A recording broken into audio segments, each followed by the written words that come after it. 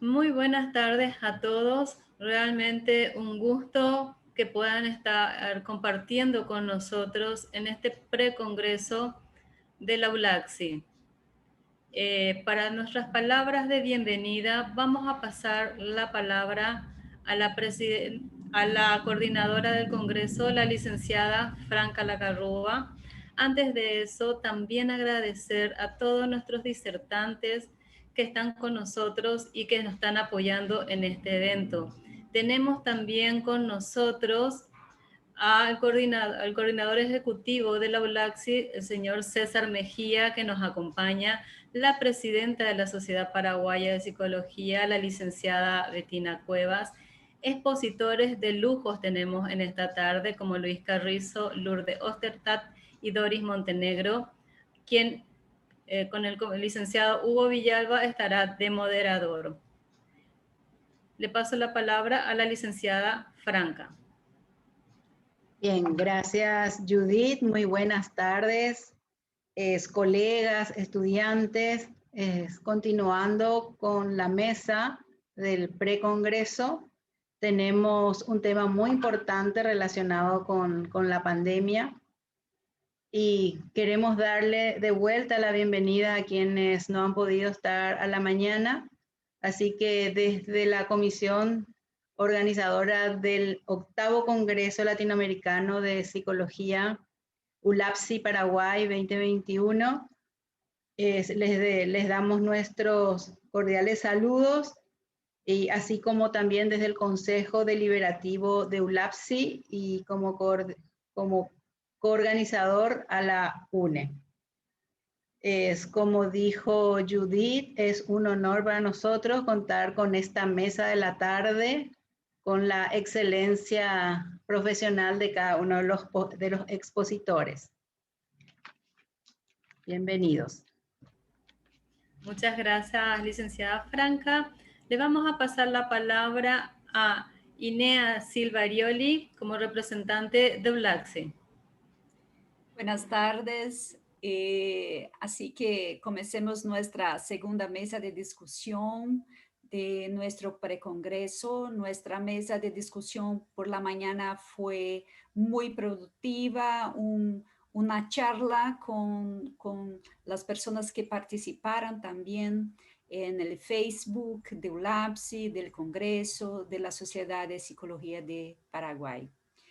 Me gustaría dar las bienvenidas a todos y a todas que están con nosotros y que comparten de estas mesas de discusiones. Me gustaría también invitar a todos y a todas para nuestro congreso que se llevará a cabo de 3 a 5 de junio, el congreso de ULAPSI, donde tendremos 3 días de intensas discusiones sobre la psicología en América Latina, y produciremos colectivamente una psicología basada en las demandas de nuestra América. Esperamos que todos puedan estar con nosotros de 3 a 5 de junio. Esperamos que hoy tengamos por la tarde también una maravillosa mesa de discusión. Saludos desde Brasil y buen trabajo a todos nosotros. Muchas gracias, Inea. Ahora vamos a dar inicio a nuestra segunda mesa del día, Pandemia y Violencia, retos para el ejercicio de la psicología en Latinoamérica. Y para ello le voy a ceder la palabra al moderador de la mesa, Hugo Villalba. Buenas tardes. Con el tema de la tarde, pandemia y violencia, retos para el ejercicio de la psicología en Latinoamérica, presentamos en primer lugar el tema violencia de género contra mujeres y agravantes durante la pandemia, a cargo de la licenciada Lourdes Ostergat, licenciada en Psicología Clínica por la Universidad Federal do Paraná, Brasil, atención psicológica a mujeres en situación de violencia, capacitaciones en temas de violencia de género en el Ministerio de la Mujer, ex coordinadora del módulo de atención y prevención de la violencia contra las mujeres del Centro Ciudad Mujer de Villa Lisa y actualmente atención psicológica en consultorio privado. Muy buenas tardes, licenciada. Adelante, por favor.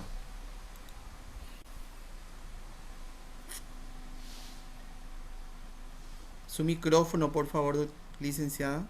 Soy yo. Ok. Buenas tardes a todos y todas. Un gusto estar acá. Quiero agradecer a la ULAPSI y a la Sociedad Paraguaya de Psicología por invitarme a participar de este encuentro, ¿verdad? Realmente es un honor estar con todos ustedes. Bueno, entonces voy directamente a mi presentación porque sé que el tiempo vale oro, ¿verdad? Estamos...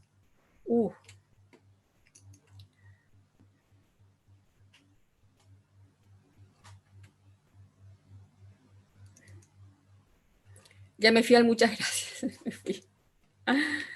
Bueno. Ahí. ¿Se ve? Sí, licenciada. Sí, se está viendo. Sí. Bueno. El tema que nos trae, o sea, que me trae a mí en particular, es la violencia de género contra las mujeres y sus agravantes durante la pandemia. Intentaré ser breve para poder dar un pantallazo de todo y quedo abierta después a las preguntas. Sabemos que históricamente la violencia contra las mujeres siempre ha ocurrido y realmente esto se puede percibir a través de frases misóginas que han dicho hombres a lo largo de la historia, pensadores, filósofos, escritores e incluso políticos, ¿verdad? Entonces, solo el aspecto de la mujer revela que no está destinada ni a los grandes trabajos de la inteligencia, ni a los grandes trabajos materiales. Esto decía Schopenhauer. Una mujer amablemente estúpida es una bendición del cielo, decía Voltaire. Todo en la mujer es un enigma y todo en la mujer tiene una única solución, se llama embarazo. Eso creía Nietzsche. Mujeres, ya en la época un poco más actual, mujeres no lean los diarios y como carrera elijan casarse con un hombre rico. Eso lo dijo Silvio Berlusconi, de Italia. Y Vladimir Putin dice, no tengo días malos porque no soy una mujer. Entonces, pasando por estas frases aparentemente inocentes y llegando, por supuesto, a la época de la Inquisición, donde las mujeres fueron quemadas por brujas, por el simple hecho muchas veces de tener el conocimiento de las hierbas, por tener conocimiento o por tener el cabello rojo o por conocer la cura de algunas dolencias. Entonces esas mujeres eran quemadas como brujas, pero todos sabemos que no eran más que eso, eran mujeres. Entonces, ¿qué es esta violencia contra las mujeres basada en el género? Le llamamos violencia basada en el género porque es todo acto de violencia que pueda causar un daño físico, psicológico y o sexual específicamente a la mujer. Incluye a las amenazas de tales actos, ¿verdad? La coacción, la privación de su libertad, tanto si es en el ámbito privado familiar como también si es en el ámbito público, ¿verdad? Se llama también a la violencia de género, que es un abuso y una vulneración de los derechos humanos de las mujeres por causa de relaciones históricamente desiguales que fueron mantenidas por un sistema de jerarquías que establece la superioridad del hombre sobre la mujer. La violencia es esencialmente un abuso de poder, porque solamente una persona puede ser violenta donde puede y no donde quiere. Entonces, en el ámbito íntimo, familiar, es un lugar propicio porque eso le garantiza una total impunidad, ya que si él es violento en un ámbito más público, él puede tener otro tipo de represalias. ¿Por qué? ¿Cuáles son las causas? ¿Por qué se produce esta violencia basada en el género? La violencia basada en el género tiene su origen en la cultura, la educación, la religión, en las leyes y principalmente en el patriarcado. ¿Qué es el patriarcado? Es un sistema político, social y económico, religioso basado en los privilegios de los hombres sobre las mujeres. Realmente se establece una asimetría de poder, ¿verdad? Establece que la autoridad es ejercida principalmente por el hombre, que es el dueño del patrimonio de su mujer y de sus hijos, no solamente de sus cuerpos, sino que también en todos los ámbitos de sus vidas, en sus decisiones. La violencia basada en género se configura como un mecanismo social mediante el cual las mujeres, niños, niñas y adolescentes quedan sometidas a manos del patriarca que es el hombre. ¿Qué conclusiones podemos sacar? Se concluye que la violencia contra las mujeres es estructural, o sea, no es derivada de rasgos de una persona en particular, de un individuo, sino que es una cultura que perpetúa esta asimetría de poder y esta idea de superioridad de hombres sobre mujeres. Es también instrumental, o sea, es utilizada la violencia como un instrumento de control, de dominación, de sometimiento y de disciplinamiento de las mujeres. Esto se traduce justamente en que si ella no hace lo que quiero, si ella no se comporta como espero, ella es sometida a un castigo. La violencia puede ser física, que es la que más conocemos y la más visible a través de golpes, bofetadas, pudiendo pasar incluso por quemaduras, mutilación genital, siendo la forma más grave el feminicidio. Después la violencia psicológica, que más allá de los insultos, las humillaciones y las degradaciones a la que el agresor la somete, también pasa por un control absoluto de su vida con la excusa de los celos y por supuesto considerando que ella es de su posición y por lo tanto tiene que solamente obedecer a sus mandatos. También es la violencia económica, que es, por ejemplo, el no permitirle a ella tomar decisiones sobre los bienes, y también pasa por no pasar la prestación alimentaria a los hijos. Y o sexual, que va desde criticar la forma como ella se relaciona sexualmente, obligarla a tener relaciones sexuales de una forma tal vez que ella no quiera o que no le guste, y pasando por la más grave, que sería la violación, que esto ocurre incluso dentro del contrato matrimonial. Se habla de un consumo de alcohol, de drogas, incluso de trastornos mentales como causales de la violencia. Pero sabemos que estos solamente son factores desencadenantes, porque todos conocemos personas que consumen alcohol o que tienen una adicción a las drogas. Sin embargo, estas personas no son violentas. Y también el trastorno mental se usó mucho tiempo como una excusa para tales conductas, ¿verdad? Incluso se hablaba de irritaciones cerebrales, pero era muy, muy llamativo que esa irritación cerebral ocurría solamente en el ámbito familiar y doméstico con la pareja, y nunca ocurría en un lugar de trabajo o con sus compañeros jugando fútbol, o en otros ámbitos donde son personas, hombres, totalmente funcionales y sin ninguna manifestación de algún trastorno o de locura. Los efectos psicológicos de la violencia, algunos de ellos, por supuesto, que las mujeres que sufren violencia están en todos los estratos socioeconómicos y culturales. Sin embargo, las secuelas que ocurren derivadas del maltrato son bastante comunes a la mayoría de ellas. La baja autoestima, un sentimiento de culpa por lo que está ocurriendo, ya que él se encarga siempre de culpabilizarla, vergüenza por estar pasando y aguantando esta situación, pudiendo llegar a una depresión. La dependencia emocional es encontrada con mucha frecuencia, y un estado vigilante constante, porque ella nunca sabe cuándo y cómo va a ocurrir la siguiente agresión. Los efectos sociales pueden ser el ausentismo laboral. ¿Por qué? Porque muchas veces ella se avergüenza de acudir a su lugar de trabajo porque tiene moretones. Entonces, o porque tiene que ir a hacer la denuncia, tiene que pedir permiso para acudir a la audiencia.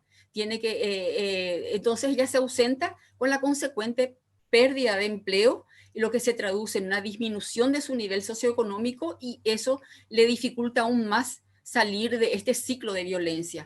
También hay un aislamiento social, porque ella, por supuesto, tiene vergüenza de reunirse con familiares, amigas y amigos cuando está golpeada, maltratada, o simplemente ya no tiene ganas de hacerlo. La violencia contra las mujeres, específicamente en un cuadro que nunca nos habíamos imaginado en pandemia, ¿verdad? La pandemia, desde la perspectiva de género, es un problema global que tiene en tres dimensiones: económica, sanitaria y social. En pandemia, las desigualdades existentes se acentúan, y el quédate en casa no tiene el mismo significado para hombres y también para mujeres que sufren violencia con las que no lo sufren. Se traduce en una sobrecarga de trabajo para ellas, ya que históricamente el trabajo doméstico y los cuidados, los hijos, el cuidado de los hijos, de los adultos mayores y de los enfermos y enfermas, siempre ha recaído sobre las mujeres, como si este fuera el destino natural. Entonces las violencias en pandemia se han incrementado en todo el mundo por estas condiciones justamente del encierro y de la cuarentena. Las mujeres, niños y niñas se han encontrado enjauladas con su agresor. Las mujeres sufriendo el maltrato y los niños y niñas frecuentemente en una situación de abusos donde también se ha traducido en un incremento en el embarazo de niñas y adolescentes. Las características propias de los ofensores han encontrado en este confinamiento un caldo de cultivo propicio para el incremento de la violencia. Con esta convivencia de 24 horas los 7 días de la semana, por supuesto, también se incrementó el control. El control también ocurría las 24 horas de los 7 días de la semana. Con ese mayor aislamiento dentro del encierro por la pandemia, también ha dificultado el acceso de las mujeres a sus redes de apoyo, a los refugios y a los centros de denuncia. Esto también, al ocurrir dentro de ese encierro, por supuesto, se traduce en una mayor invisibilidad y en una mayor impunidad del agresor. El confinamiento incluso ha imposibilitado que familiares y amigos y amigas también puedan acudir en ayuda de esta mujer que está en esta situación. ¿Qué puede hacer el Estado? Muchas cosas, pero he rescatado estas 3 cosas principales, ¿verdad? Los servicios de protección y atención a la violencia contra las mujeres no están diseñados para responder ante la situación derivada de esta emergencia del COVID-19. Estos servicios deben adaptarse para asegurar el acceso de las mujeres y tienen necesariamente que ser considerados servicios esenciales. Tienen que contar con recursos adecuados, ser parte integral de los planes nacionales de respuesta a la pandemia en todos los países. Y también se debe garantizar que las mujeres no queden al margen de la atención y recuperación post-pandemia y que los impactos de la misma sean abordados de la manera más efectiva posible. ¿Y qué podemos hacer nosotros, los psicólogos, desde nuestras prácticas? Yo creo que más allá de que cualquier escuela o corriente teórica que utilicemos en nuestras prácticas profesionales, el abordaje de la violencia basada en género requiere que reconozcamos que el origen y la estructura que la sostiene va mucho más allá de una conducta individual de ciertos individuos violentos. Esta está basada en desigualdades históricas de orden social. Entonces, la violencia contra las mujeres también tiene un aspecto que no podemos obviar, que es el aspecto legal, ya que es un hecho punible. Y esto requiere la intervención multidisciplinaria de otros agentes como abogados, como jueces, policía y fiscalía. Entonces las mujeres que sufren violencia tienen mucha vergüenza y temor de contar esta situación por la que están pasando. No olvidemos que ella no le está denunciando, ella no está denunciando a un extraño, ella le está denunciando muchas veces a su pareja íntima, al padre de sus hijos. Y esto, para tomar esta decisión, requiere de mucho valor y muchas veces ha pasado incluso mucho tiempo para que ella busque ayuda. Entonces de ahí la importancia de nuestra atención y nuestra respuesta. ¿Qué respuesta le daremos sin revictimizarla con diagnósticos y con etiquetas, patologizando su sufrimiento sin tener en cuenta el contexto en la que ella está viviendo? Es necesario escuchar, acompañar a estas mujeres. Tenemos que reformular sus síntomas como estrategias de afrontamiento y supervivencia en un espacio respetuoso donde ellas puedan narrar sus historias y así descubrir las propias fortalezas que ellas tienen con nuestra ayuda para salir de este ciclo de violencia. Muchas gracias. Bien, muchas gracias, licenciada, y le paso a Judith entonces. O damos inicio al segundo tema, Judith, para después irnos a las preguntas. Sí, vamos a hacer al final todas las preguntas. Ya hay algunas preguntas y también volvemos a repetir a todas las personas que nos están viendo a través de la transmisión en las distintas redes en Facebook, pueden ir colocando en el Facebook las preguntas que nosotros aquí le vamos a transmitir a cada disertante al final de las 3 disertaciones. Bien, seguidamente tenemos el segundo tema de la tarde, las violencias y vulneraciones institucionalizadas de derechos en el manejo de la pandemia, a cargo de Doris Montenegro del Salvador. Ella es psicóloga con experiencia en la atención psicosocial de víctimas de situaciones extremas, guerra, violencia contra las mujeres, violencia sexual y explotación sexual comercial, desplazamiento forzado. Conferencista y facilitadora en eventos académicos nacionales y centroamericanos sobre violencia en contra de las mujeres, feminicidios, derechos sexuales y derechos reproductivos. Actualmente coordinadora de acompañamiento psicosocial en la Fundación Cristosal. Adelante, licenciada, un gusto, un placer, así que la escuchamos.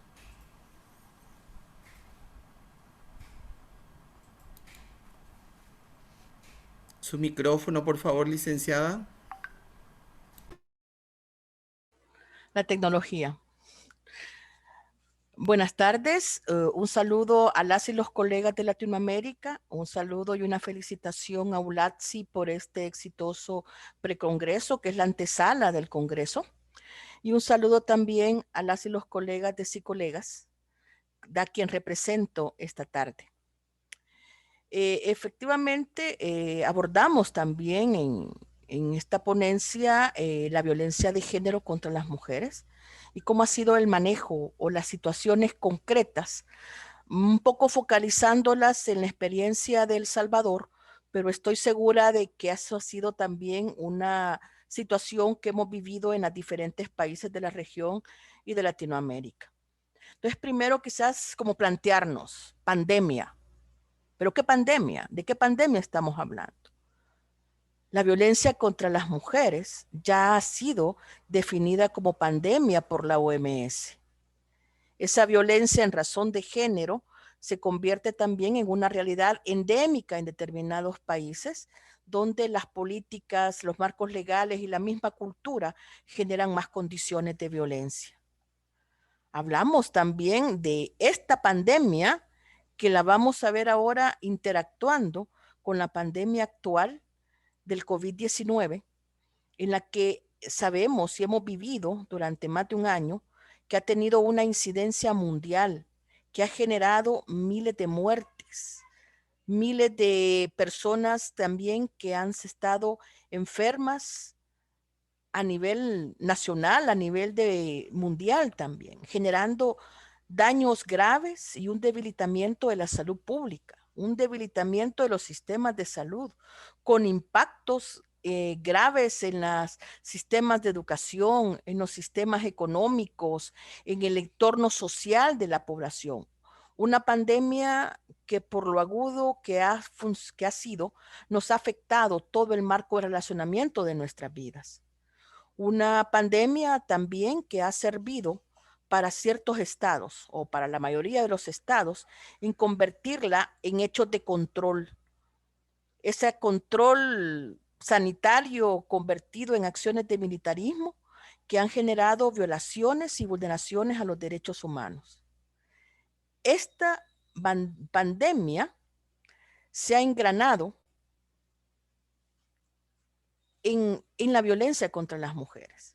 O sea, la violencia contra las mujeres como pandemia tiene ahora otro contexto, que es la pandemia del COVID-19 y las diferentes respuestas de los estados que han generado condiciones que han incrementado o profundizado la situación. Hemos encontrado en pandemia medidas militarizadas de control ante la pandemia y expresiones de autoritarismo que ha permitido también generar contextos polarizados, contextos políticos polarizados, en el que hablar de la denuncia, de la defensa de los derechos de las mujeres, también se ha convertido en un hecho de ataques y de mayor violencia para quienes elevan las voces de la defensa. entre el COVID-19 y todas estas situaciones y condiciones que hemos vivido, la violencia contra las mujeres nuevamente quedó subsumida. Es decir, las prioridades de la emergencia eran otras y la violencia contra las mujeres como una emergencia que fue incrementada no fue vista y fue por tanto también invisible, subsumida en políticas, y todas las reparaciones han sido postergadas. La pandemia y las diversas modalidades que tuvo la cuarentena nos obligó a un confinamiento generalizado que puso a mujeres, niñas y adolescentes en un mayor riesgo de vulneraciones y violencias. Pensemos también que no solamente en riesgos de violencia, sino también de cargas y condiciones que debilitaron la vida de las mujeres. El volver a casa, la dinámica del trabajo virtual, no solo nos hizo que la doble jornada o la triple jornada la tuviéramos en un mismo espacio, sino que se dibujó también los límites entre los espacios laborales y el trabajo familiar, el trabajo escolar, el trabajo de cuidado. Estaban en un mismo momento, lo que significó también desgastes en la salud física y emocional de las mujeres. Costos que no hemos todavía cuantificado, que no hemos visto todavía el impacto generalizado que tiene, aunque ya empezamos a ver los problemas de salud mental en la vida de las mujeres. Ese desdibujamiento del trabajo familia, que incrementó las horas de trabajo asalariado y también hizo permanente el trabajo de cuidado, ha generado todo un desgaste. Se incrementó en este contexto los hechos de violencia intrafamiliar, el abuso sexual en niñas y adolescentes y el riesgo del feminicidio, puesto que ahora, al convivir más tiempo con los agresores, ahora que los sistemas de atención a la violencia existentes dejaron de funcionar, porque muchos de esos sistemas se pusieron en disposición del COVID, albergues existentes para mujeres fueron cerrados y utilizados para centros de cuarentena. Otros resguardos para víctimas también fueron puestos en esta dinámica de atención a las cuarentenas. Las policías puestas en la calle como control sanitario dejaron los sistemas de atención específicos a las mujeres de funcionar. Los tribunales dejaron de funcionar durante cierto tiempo mientras encontraban esa dinámica de cómo responder virtualmente a los procesos. Esto impidió y dejó más aisladas a las mujeres para las denuncias. Lo que se tardó el sistema judicial, por ejemplo, para adecuarse a la virtualidad, fue por lo menos un par de meses en las que las dinámicas de la violencia en casa continuaron. Entonces, esta adecuación cerró escuelas, cerró el sistema de salud, que era otro espacio donde se podía detectar los hechos de violencia, porque todo el sistema de salud quedó a función de la atención de la emergencia por el COVID. En países como El Salvador, la visión oficial ante las denuncias públicas del incremento de la violencia fue la de deslegitimar la existencia de la violencia contra las mujeres. Privó por razones políticas, privó por razones de justificar sus mecanismos de atención a la seguridad pública y a la cuarentena, y privó sobre todo una visión patriarcal del estereotipo que la casa es el lugar de las mujeres. Y por tanto, ante el despliegue militar y policial para el control de la epidemia, las mujeres y las niñas se encuentran más seguras en casa, donde es su espacio. Pues el riesgo de violencia, de acuerdo a esta visión, es en la violencia social que está controlada. Es decir, esta pandemia también nos vino a sacar o a retroceder, si queremos llamarlo así, los avances que habíamos logrado desde las organizaciones de mujeres y feministas para visibilizar el fenómeno de la violencia contra las mujeres.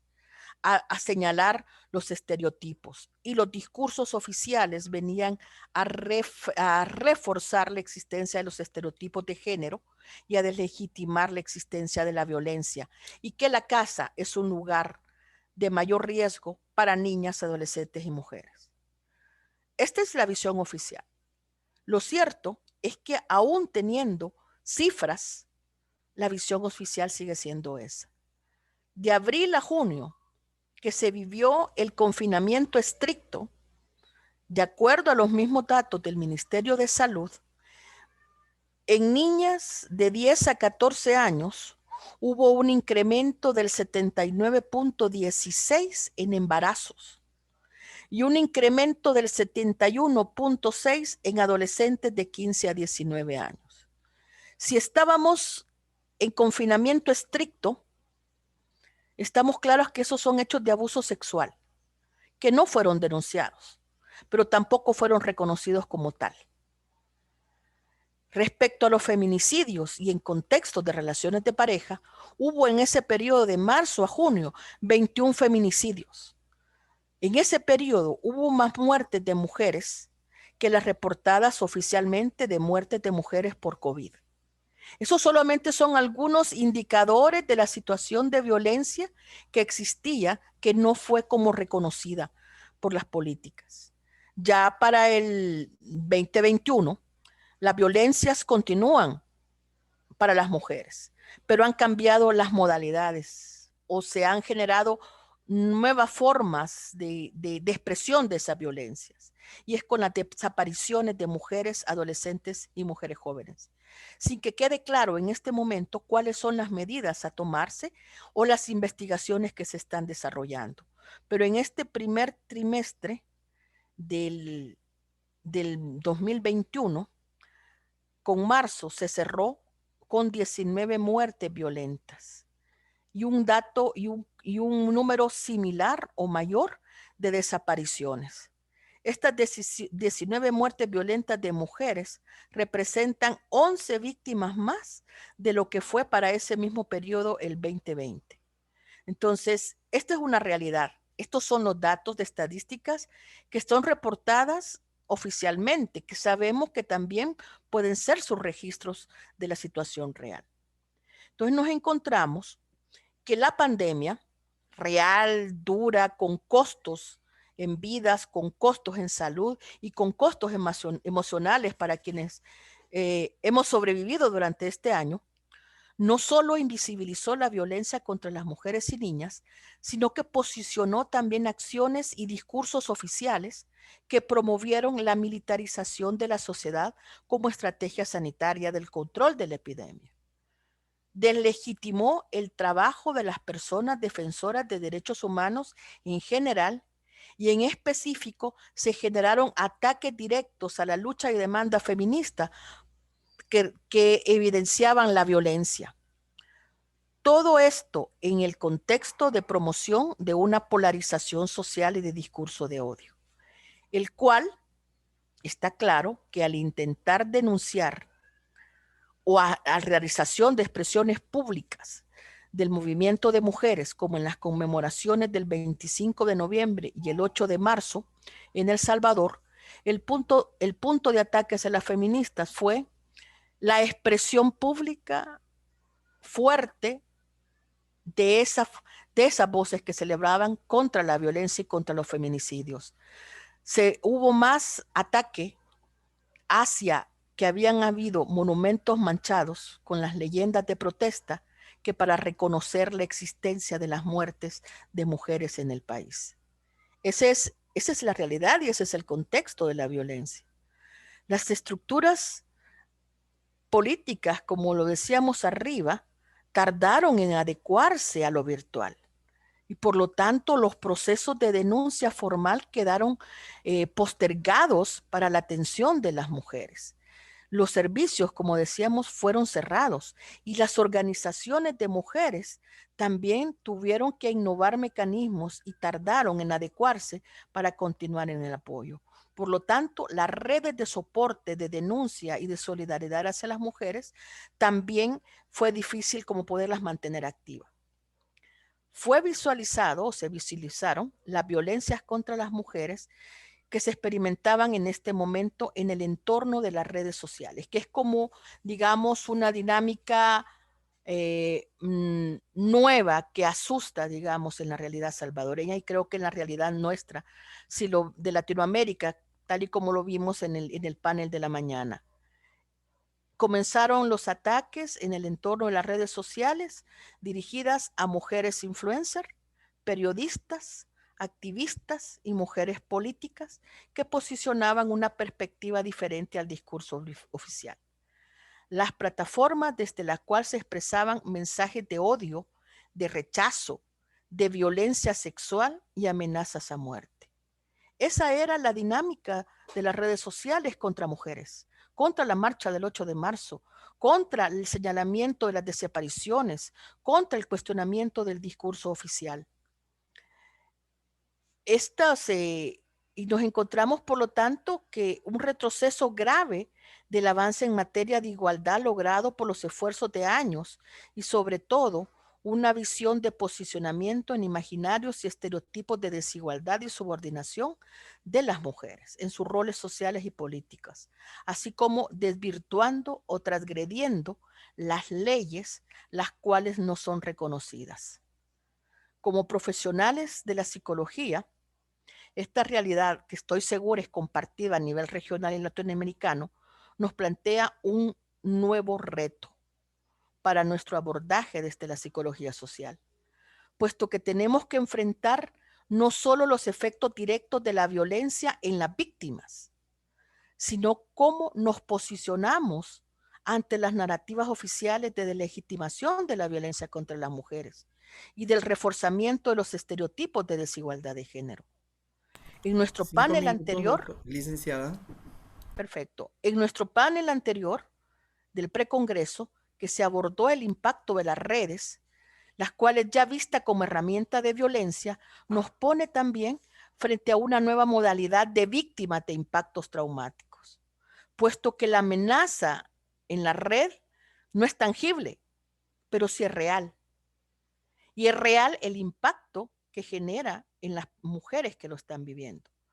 Para muchas y muchos, la situación del contexto actual, aún sin ser víctima directa, nos remonta también a épocas del conflicto, donde posiblemente sí lo fuimos.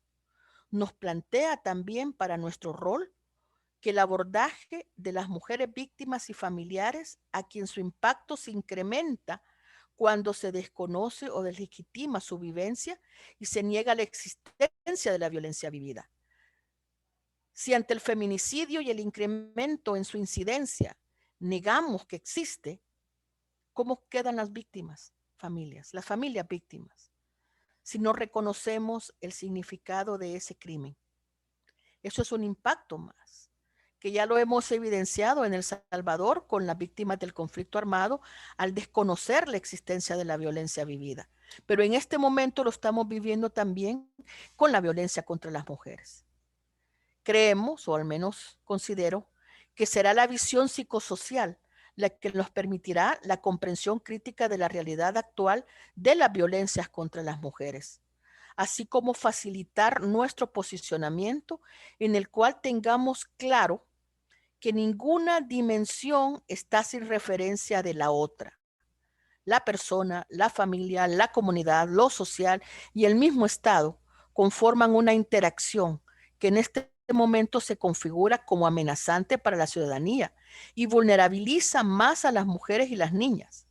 Las redes son un instrumento que permea los imaginarios desde una realidad virtual que legitima la violencia y la amenaza hacia las mujeres. Tenemos el reto en el que tenemos que encontrar una nueva narrativa para enfrentarla, pero también perder el miedo del uso de las redes para revertir este uso negativo que está haciendo retroceder los procesos desarrollados previamente y sobre todo los avances en materia de reconocimiento de la discriminación de las mujeres y de la violencia contra las mujeres. Ese es un reto que tenemos como profesionales de la psicología. Gracias. Bien, muchas gracias. Excelente las dos exposiciones, tanto de la licenciada Lourdes como de la licenciada Doris. Y tenemos el tercer tema de la tarde, salud mental en la primera línea de atención, cómo prevenir la violencia del burnout, a cargo de Luis Carrizo, de Uruguay, psicólogo y doctor en ciencias políticas, psicólogo y magíster en desarrollo local y regional, con estudio de doctorado en ciencias políticas de la Sorbonne Miraut, París, consultor de la Oficina Regional de Ciencias de la UNESCO para América Latina y el Caribe, integrante de diversas redes y comunidades de gestión de conocimiento y políticas de diversos organismos internacionales. Adelante, doctor. Bueno, muchas gracias, Hugo. Muchas gracias a la ULAPSI, a la Sociedad de Psicología del Paraguay, por esta importante iniciativa, y lo digo realmente valorando los contenidos, el compromiso de los distintos colegas y de las distintas asociaciones en este entorno. Entonces, bueno, nuestro reconocimiento desde la Coordinadora de Psicólogos del Uruguay, a quien tenemos el honor de representar en esta mesa. Nuestros saludos especiales a INEA, con quien trabajamos muy cercanamente en otras plataformas también regionales, que también están dedicadas con mucho compromiso a colocar a la psicología como una disciplina estratégica en nuestra región y en nuestra época.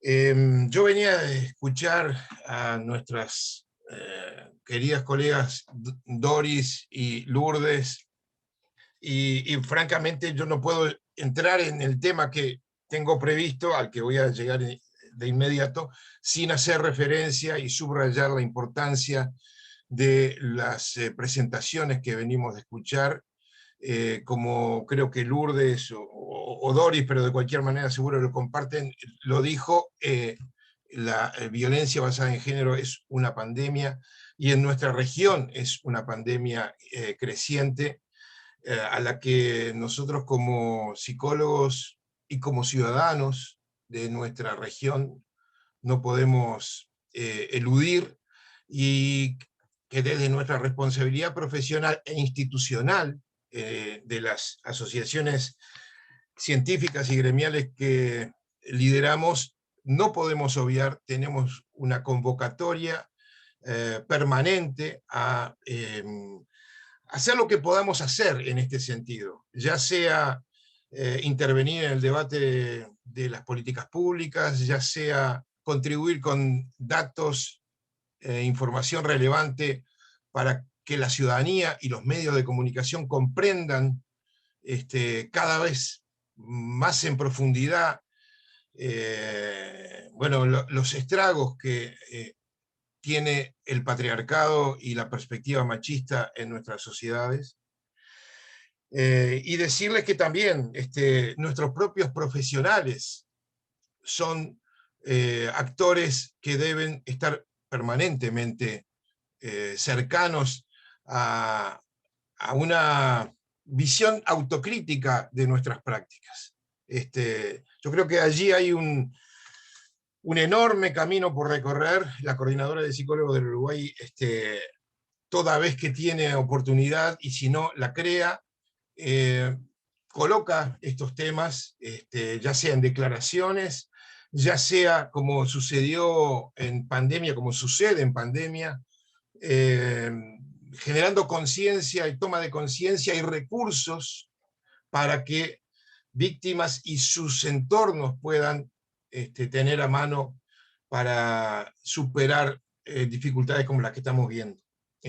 Nosotros hemos realizado, tenemos instalado una campaña con el hashtag Solidaridad Responsable, que entre otras cosas ha publicado pautas para el abordaje de situaciones de violencia basada en género, en condiciones de confinamiento, orientado a distintas audiencias. Esa es nuestra responsabilidad institucional. además de tantas otras, pero esa es una de nuestras responsabilidades institucionales si estamos hablando en clave de derechos, de ética, de equidad.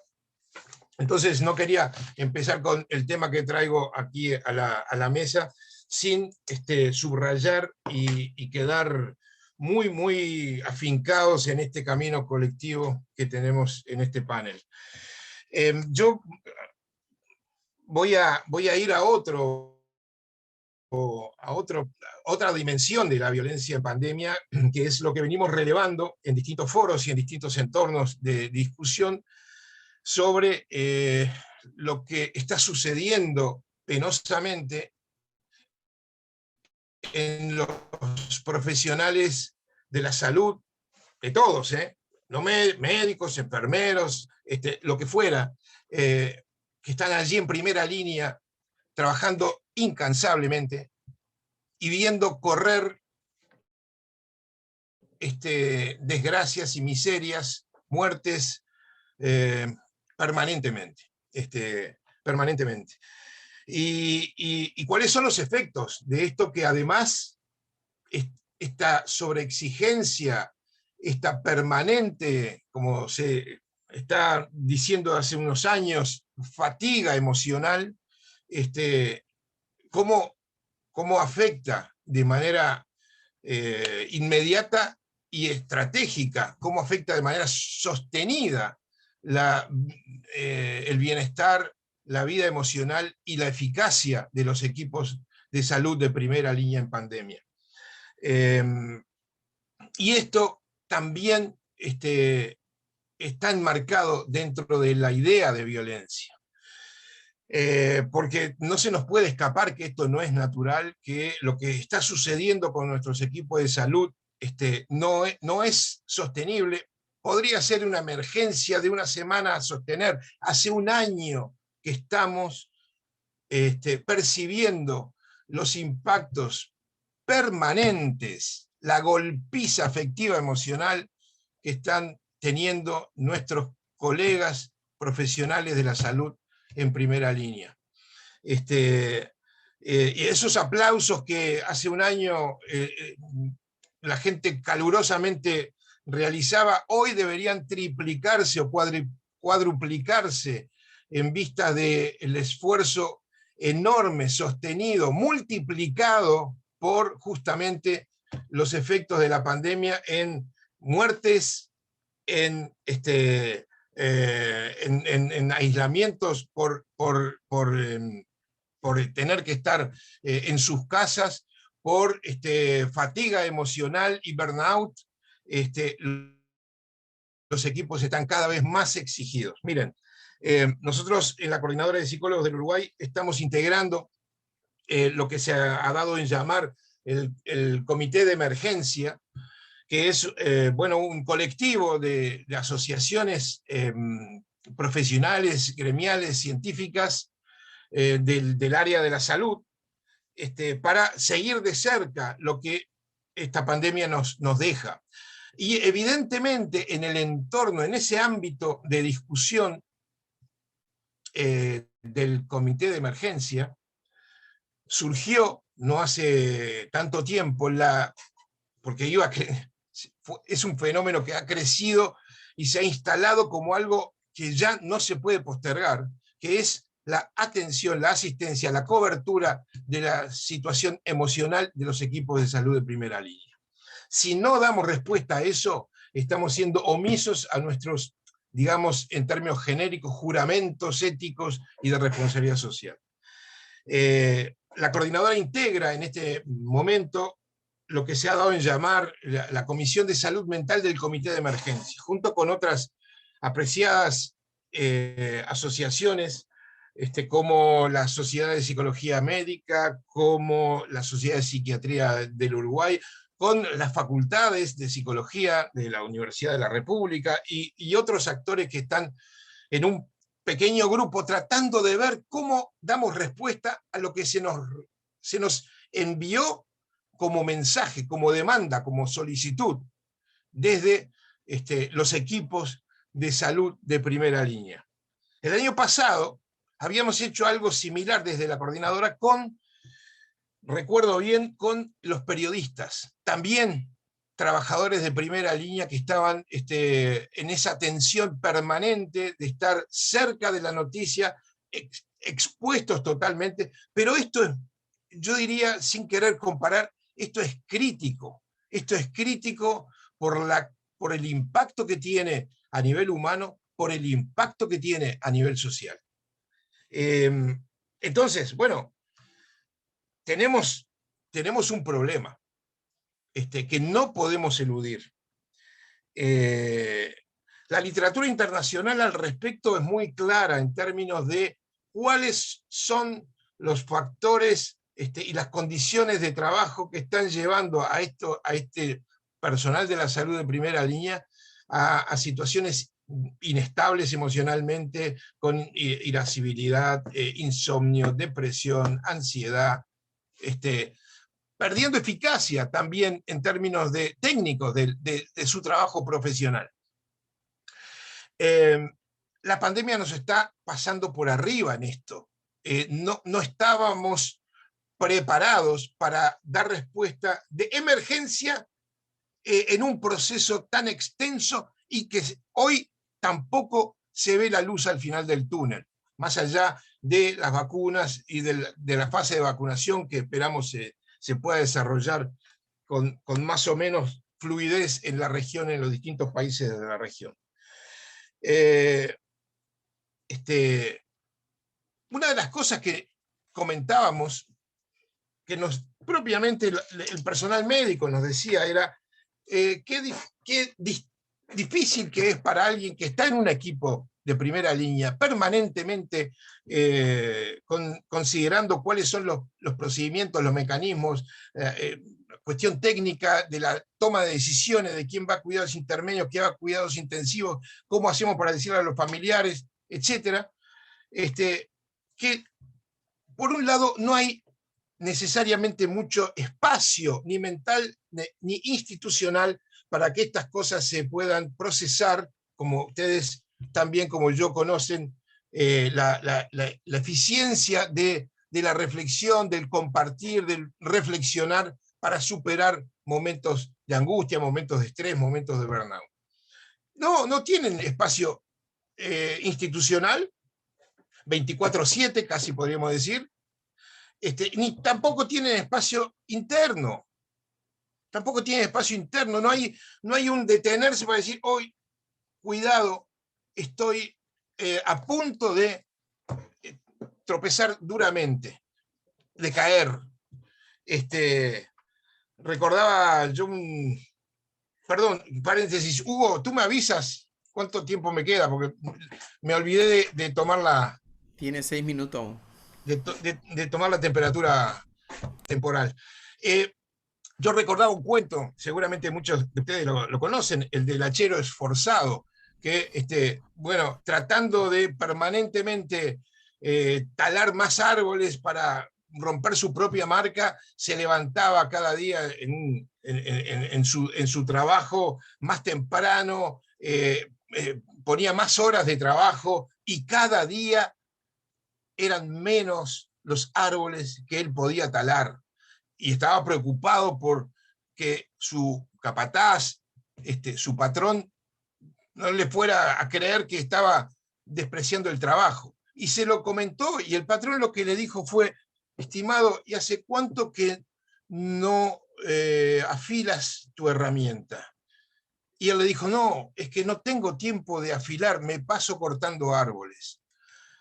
Esta breve pero significativa historia tiene que ver con eso que en algún momento en el Río de la Plata, la psicología del Río de la Plata hablaba de la estructura de demora, ese espacio psicoterapéutico, ese espacio de reflexión del mundo interno, sea individual o sea en grupos, ese espacio que nos permite sostener, reconocernos y también recuperar el sentido de la acción. Hoy por hoy tenemos situaciones que nos están desafiando como profesionales de la salud mental. Hoy por hoy necesitamos generar estrategias y no solamente las asociaciones de psicólogos, no solamente las sociedades científicas, sino también otros actores que deben estar necesariamente involucrados en la red de apoyo, de sostén a los trabajadores de la salud en primera línea, sobre el tema salud mental. La salud mental de los trabajadores de primera línea, compañeras, compañeros, está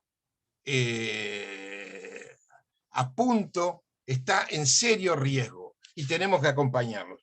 Bueno, hemos considerado varias estrategias.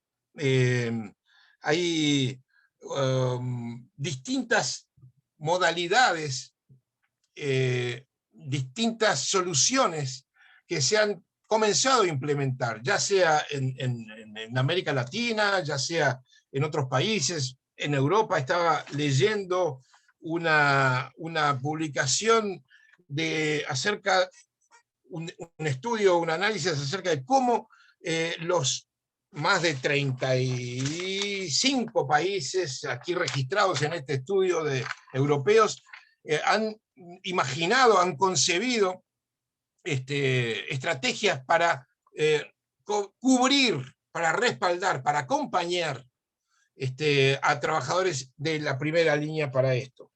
Y eso fue después de que vieron datos severos. Y también muchas veces esto se cruza con algo que traían las compañeras, como es la perspectiva de género. Cuando los cuidados, por ejemplo, no están resueltos de manera orgánica, ya sea en la responsabilidad familiar o ya sea en la participación institucional, organizacional, las mujeres de la primera línea de la salud también tienen sus propios desafíos de crianza, de cuidado, y por lo tanto, bueno, en Inglaterra, por ejemplo, estaban definiendo que más del 60% de nurses y parteras habían tenido que abandonar su trabajo para dedicarse a las tareas de cuidado. Esto es grave por todos los costados. Ya sea, si estás en la primera línea, es porque recibís todas las angustias de la primera línea sin poder decir, no, hoy no vengo. Pero si te vas, también estás perdiendo ese desarrollo profesional y sin poder satisfacer esa responsabilidad y esa vocación que tienes de aportar a la causa común. ¿Qué hacemos? ¿Qué hacemos con lo que sabemos? Como decía el querido Eduardo Tato Pavlovsky, querido psicoanalista, psicodramatista argentino, en la década dura de la dictadura. ¿Qué hacemos con lo que sabemos? Se preguntaba Eduardo Pavlovsky. En ese caso era ¿qué hacemos con lo que sabemos en la resistencia frente a la dictadura? Hoy lo que nos tenemos que preguntar en este caso es ¿qué hacemos con lo que sabemos para aliviar, para sostener, para dar vida a los cuidadores, a la primera línea? ¿Quién cuida cómo hacemos con lo que sabemos para eso? Saliendo, por supuesto, del discurso, o yendo más allá, no es saliendo, sino yendo más allá de las buenas intenciones. Y en realidad hay una diversidad de planos, y yo quisiera una diversidad de acciones posibles a realizar. Algunas son directamente vinculadas a cómo sostener, cómo aliviar la carga emocional del trabajo sostenido en condiciones de alto estrés. Ok, eso es una forma posible, y eso lo podemos hacer con, por ejemplo, con campañas de sensibilización, de autocuidado, para decir, bueno, si estoy sintiendo estas cosas, es porque estoy muy cerca de que me pase algo que no quiero que pase. Me voy a replegar, voy a consultar, voy a tomar un tiempo con mi equipo para conversar lo que me está pasando, una especie de autocuidado, de screening de mis condiciones emocionales en determinado momento. Podemos hacer campañas de sensibilización diciendo, cuidado, porque estas cosas pueden pasar. Si las sufre, reconózcalas. reconocimiento del sufrimiento es el primer paso para evitar males mayores.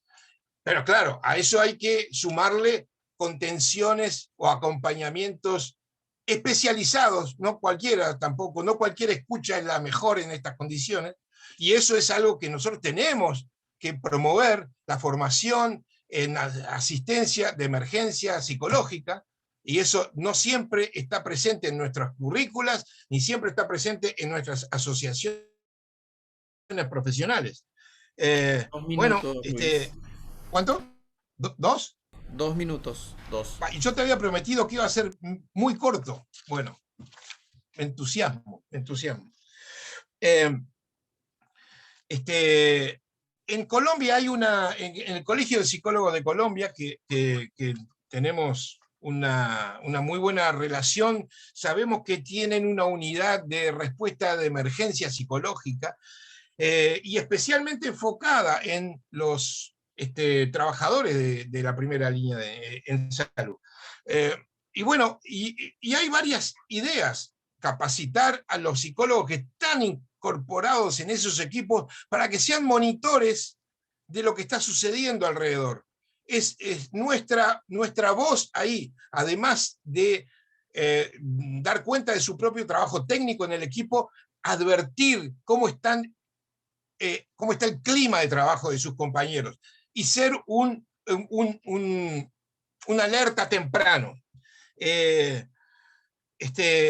Generar redes de psicólogos de los equipos para tener una especie de laboratorio de procesamiento y de creación de iniciativas para cubrir estas demandas. Un programa de acompañamiento a profesionales de la salud que estén contagiados o aislados, que también eso sucede, también a sus familiares les va a venir bien una compañía de estas. Después hay otras, y ya termino, Hugo, después hay otras cuestiones que suenan, les voy a ser franco, suenan muy europeas, pero no dejan de quizás ser eficientes. Por ejemplo, pagar un subsidio mayor a los trabajadores de primera línea, un salario mayor o por bono o por mes. Por ejemplo, darles facilidades para la movilidad, darle, en fin, estímulos de distinta índole. ¿Para qué? Para que eso también pueda ser, bueno, Ahora bien, dicho esto, ¿qué quiero decir? Hay una serie de estrategias posibles que esta pandemia inédita nos ha obligado a imaginar. Sin embargo, a nivel científico, tampoco hay evidencia de cuáles son necesariamente los efectos que estas estrategias tienen o han tenido. Y una de las cosas que más me preocupa en lo personal y en este sentido es el medio y largo plazo. El medio y largo plazo. ¿Cuáles van a ser las secuelas de estos impactos que ya llevan un año y van a llevar bastante más, van a tener en la salud mental de nuestros equipos de salud? Termino con una cita de Antonio Guterres, el secretario general de Naciones Unidas, que en el Día de la Salud Mental 2020 apelaba, recordaba las calamidades en términos de bienestar emocional y de salud mental está generando la pandemia, y apelaba a los gobiernos a que tuvieran una mayor implicación en la posibilidad de contribuir financieramente con subsidios, con apoyos, con investigación, con lo que fuera, con tecnología, con espacios, para que esto fuera parte de sus políticas más privilegiadas. Solo el 2% del presupuesto sanitario en el 75% de los países de medio y bajo ingreso están destinadas a salud mental. Y eso, como digo, hoy es crítico en el siglo XXI. Si hay algo que está amenazado en el siglo XXI, en este siglo XXI es la salud mental, y si hay una disciplina que está llamada a ser protagonista en el siglo XXI, es la psicología. Y de eso estamos hablando en este panel. Muchas gracias, Hugo, muchas gracias a las compañeras panelistas y a las compañeras de ULAPSI y la Sociedad de Paraguay. Gracias. Bien, muchas gracias, doctor. Muy amable, excelente los tres expositores, a la psicóloga Lourdes Ostergaard, a la psicóloga Doris Montenegro, al psicólogo Luis Carrizo. Brillantes exposiciones, creo que han abierto temas muy interesantes para que en el precongreso podamos motivar al congreso que tenemos previsto, y también para que nuestros estudiantes tomen la iniciativa de inscribirse en el congreso que tenemos programado. Así que muchas gracias y felicitaciones nuevamente, y le doy la palabra a Judith para que pueda lanzar las preguntas que tenemos desde ambos sistemas. Muchas gracias, Hugo. Realmente excelente las disertaciones. Tenemos un montón de preguntas. También comentarles que tenemos 1.800 interacciones a través de las redes sociales, un público bastante importante. Tenemos la primera pregunta. ¿Las personas violentas siempre serán violentas o tienen forma de modificar la conducta?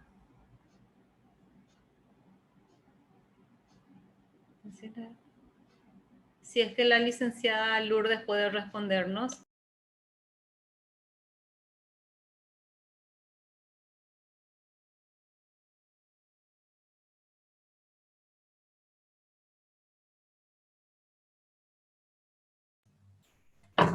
Perdón. La conducta del hombre violento, en mi experiencia, que hace más de 15 años que estoy trabajando en este tema específicamente, yo no conozco que haya habido un cambio, porque mientras no se rompan las estructuras que sostienen estas violencias, mientras no se modifique la cultura que favorece la perpetuación de estas conductas violentas, esto no va a cambiar, porque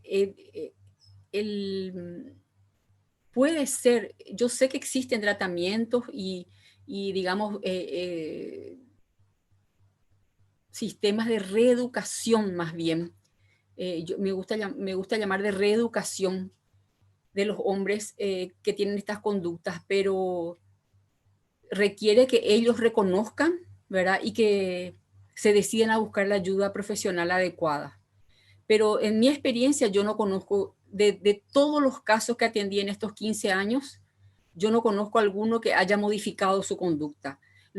Por eso que nosotras desde nuestro lugar, ya que yo estoy en atención exclusivamente de las mujeres, lo que instamos es a que ellas dejen a su agresor y que puedan finalmente acceder a una vida libre de violencia. Doris, no sé si vos tenés alguna experiencia desde tu lugar. O sea, como tú lo dices, Lourdes, todo esto tiene que ver con todo un sistema patriarcal que es el que está como reforzando o generando los comportamientos agresivos en los agresores.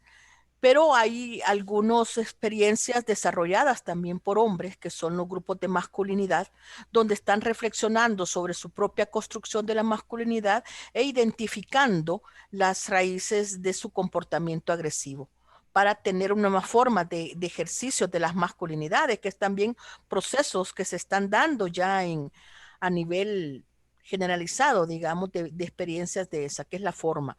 Pero mientras el sistema como tal no tome la problemática en serio como un problema de derechos humanos, con un problema de igualdad de nivel, como otro tipo de violencia, no se van a implementar ni las políticas públicas, ni el marco jurídico, ni se va a generar cambios desde las estructuras de formación oficial desde las escuelas. Entonces, tenemos que verlo como un sistema. Puede ser cambiado. En este momento son experiencias muy puntuales, pero pudiera cambiarse. Muchas gracias, Lourdes. Muchas gracias, Doris. Pasamos a la siguiente pregunta. ¿cuáles son los retos que tienen las instituciones del sector justicia en Latinoamérica para incidir positivamente en el fenómeno de violencia hacia la mujer en el contexto de pandemia?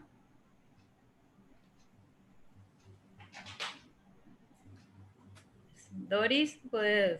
Doris. Caen en nuestros temas. Sí. No, realmente, o sea, tiene que ver también cuál es la posición que tienen los estados mismos sobre la problemática de la violencia contra la mujer y la importancia que le den.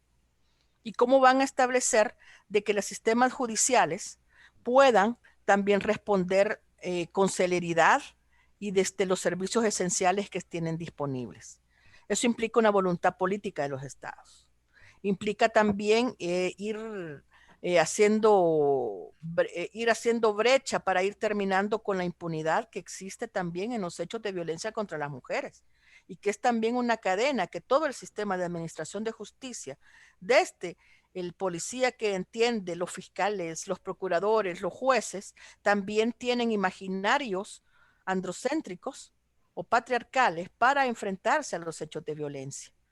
Entonces, muchas de las situaciones de violencia no son reconocidas aún dentro de los sistemas. Entonces, hay que trabajar por fortalecer la administración de justicia.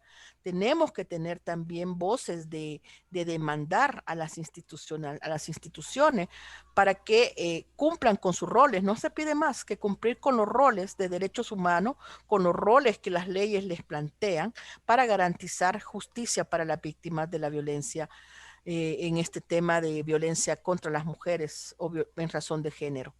Entonces, esas son como cosas, pero significa que también en los estados mismos y sus diferentes órganos retomen la violencia como un problema real, con igual dimensión como la violencia que puede ser del crimen organizado, para poder enfrentarla de esa manera. Gracias, Doris. Pasamos a la siguiente pregunta. ¿Cómo queda la preparación que reciben o deberían recibir los distintos profesionales que atienden a estas denuncias? Ya que varias veces escuché y leí reclamos donde los mismos profesionales que atienden a estas víctimas, desde la denuncia hasta el juzgamiento del victimario, realizan una coacción a desistir de la denuncia. Sí, en mi experiencia, al haber acompañado a muchas mujeres incluso, en el tiempo en que yo estaba trabajando en el Ministerio de la Mujer, me tocó acompañarlas desde el vamos, desde realizar la denuncia hasta de asistir, por ejemplo, a la audiencia en el juzgado de paz donde se impondrían o se desestimarían la denuncia y se impondrían las medidas. Yo pude percibir eso, que mientras la perspectiva de género y, como dice Doris, la deconstrucción de todo estos estereotipos patriarcales en los que estamos insertas como sociedad, mientras esto no sea transversal, tanto desde la práctica de nosotras como psicólogas y psicólogos, en la atención a estas mujeres que están en situación de violencia, hasta los propios agentes o actores de justicia, ¿verdad? Porque conocemos que la justicia acá es patriarcal, entonces acá los jueces de paz todavía tienden a, como dice, a desestimar o inclusive a conciliar a la pareja que está en la denuncia de violencia de género. Entonces, porque lo que se quiere hacer al conciliar es mantener la familia. ¿Cómo se va a destruir la familia? Entonces, con este ideal, como si fuera que la familia es papá, mamá, hijitos, ¿verdad? Que es la idea que se tiene de lo que sería la familia ideal. Entonces, en pos de eso, solamente se hace reforzar, perpetuar y favorecer la violencia que ellos mismos le hacen desestimar para que la familia siga unida. Doris, no sé si querés agregar algo. Sí, realmente esa situación que está planteándose, que hace desistir a las víctimas de seguir en los procesos por las actuaciones, es lo que también se ha manejado como la revictimización. Cuando las personas, las víctimas, acceden al sistema judicial, se encuentran con un sistema que no le garantiza la justicia, sino que las agrede nuevamente al desconfiar del testimonio, al dudar de los hechos, al poner en duda a una víctima de violencia sexual las razones por las que ha sido víctima, eso va generando esa revictimización. Entonces, algo que también hay que apuntar en el sistema es eso. Pero también en alguna experiencia de acompañamiento a mujeres víctimas, he también identificado que muchos actores están como conscientes o formados en que deben de generar mejores condiciones para la atención de las víctimas, pero como tampoco son sujetos de procesos de autocuidado, la carga de la carga emocional de las víctimas, que se conecta muchas veces con las cargas emocionales o con las experiencias de victimización, y no hay manera de institucionales de reconocer la necesidad de salud mental del personal, hace que se tengan comportamientos fríos, distantes y muchas veces de resistencia hacia las víctimas, porque no han recibido ningún tipo de soporte de autocuido, y están también cargados y quemados esas personas operadoras ante el hecho de la misma violencia que viven. Entonces, son como verlo desde la actitud personal, desde los procedimientos institucionales, que pueden ser revictimizantes muchas veces, pero también sobre la carga que pueden tener el personal que está atendiendo a las víctimas. Son procesos que deberían de también, y como siempre, como decía Luis, la inversión en salud mental, en salud, para el personal no existe, pero tampoco existe en la inversión en salud mental para actores o operadores del sistema de administración de justicia. Gracias, Doris. Continuamos con la siguiente pregunta que nos dicen. ¿Se tiene conocimiento sobre prácticas o implementación con resultados exitosos en algún país latinoamericano de proyectos centrados en el establecimiento de formas, economía solidaria entre mujeres? De haberlo intentado, ¿qué variables de orden psicológica o cultural se pudieron identificar como limitantes para su éxito?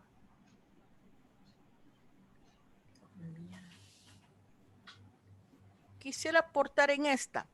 Creo que no han sido como experiencias como muy dirigidas, sino que han sido como experiencias espontáneas.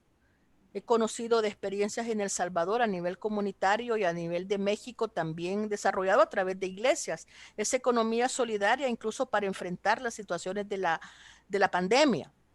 En el abasto, en activar, digamos, la alimentación o los recursos en la propia comunidad, moviendo los recursos, no necesariamente solo con mujeres, sino un poco de integrando muchas veces a los que quedaron desempleados o desempleadas en la pandemia. Pero en algunas experiencias comunitarias espontáneas, lo que sí he observado es que las mujeres asumieron esa acción de solidaridad, pero siempre desde la lógica del cuidado, para buscar recursos para la atención de las personas mayores, de las familias donde habían personas enfermas o con niñas y niños o con otras mujeres que estaban embarazadas y eran solteras. O sea, asumieron mujeres esas tareas, no solo de apoyo, economía solidaria, sino también de acciones solidarias, pero asumiendo siempre la lógica de cuidado, pero fueron espontáneas, no fueron como generadas más estructuralmente, digamos, que permitan una réplica, pero sí han sido desarrolladas puntualmente. Muchas gracias por tu aporte, Doris. Vamos a la siguiente pregunta que dice, ¿cómo se le debe educar a los niños para evitar esa violencia de género? Porque creo que se debe iniciar de un cambio de chip de los padres que educan de manera distinta al niño y a la niña. Bueno, justamente a eso le llamamos la educación sexista, ¿verdad? Que donde se refuerzan los estereotipos, y eso empieza desde el momento en que al niño se le pone una ropita celeste y a la niña se le pone una ropita rosada. Y eso después va evolucionando en la elección de los juguetes en que regalamos a niños y niñas, ¿verdad? Donde a la niña se le da la muñeca que representa la maternidad, como ya imponiendo que la maternidad es el único camino posible para realizarnos como mujeres, ¿verdad? Después la cocinita, la planchita, las ollitas, todo para ser ama de casa, ¿verdad? Reforzando el estereotipo que el lugar de la mujer es en la casa, cuidando a los niños y, por supuesto, cuidando a todo su entorno. Mientras todos nuestros juguetes son, digamos, sinónimo de trabajo, cuando son llevados a la vida real, lo que nos presentan como juguetitos y como juego, llevado a la vida real, en la vida adulta, todo es trabajo. Cuidar hijos es trabajo, cocinar, lavar, planchar, todo es trabajo. Sin embargo, si eso hacemos un comparativo con los juguetes destinados a los varones, el primer juguete emblemático de un varón es la pelota, donde jugar pelota sí es diversión de verdad, donde el autito, el regalarle el autito es sinónimo de libertad. Me subo en mi auto y me voy, mientras vos te quedás en casa cuidando a los niños y esperándome con una comida caliente. Entonces, sí, la educación sexista existe, esto se va perpetuando, después ya se va normalizando, y cuando este niño y esta niña les toca vivir la vida real, estos estereotipos ya están muy, muy arraigados. Entonces, claro que desde la educación podemos modificar las conductas, ¿verdad? Y minimizar la posibilidad, por lo menos, de que ese niño desarrolle una conducta violenta al ya desde niño plantear todo en un nivel de igualdad con sus hermanitas y con todo su entorno, ¿verdad? Muchas gracias, Lourdes. Pasamos a la siguiente. El Estado, ¿cómo puede incrementar esta atención al personal de salud de primera línea en atención en salud mental? Supongo que para mí, me imagino. El Estado, a ver, ¿me la puedes repetir? ¿Cómo puede incrementar el Estado? ¿Cómo puede incrementar esta atención al personal de salud de primera línea en atención en salud mental? Bueno, a ver, yo creo que acá todo el mundo tiene un lugar para jugar. El Estado, a través de sus políticas sanitarias, a través de la organización de los centros prestadores de servicios de salud, a través de la formación de sus recursos, a través de las universidades, por supuesto que puede hacer muchas cosas en el sentido de generar las mejores condiciones laborales para una situación de emergencia, y que no es crítica, porque ya es una emergencia larga y sostenida. Entonces, eso es una novedad para cualquier plan, para cualquier organización del trabajo, organización de los servicios de salud, etc. Pero yo quisiera ampliar el rango de actores en este mapa y colocar nuestras propias sociedades, asociaciones profesionales en primera línea, tal cual lo estamos discutiendo.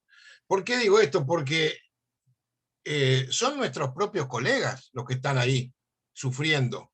Y parte de nuestro perfil, de nuestra misión institucional es tomar los recaudos para que nuestros profesionales puedan tener las mejores condiciones laborales, las mejores condiciones de reflexión, de espacio, o sea, las mejores condiciones laborales.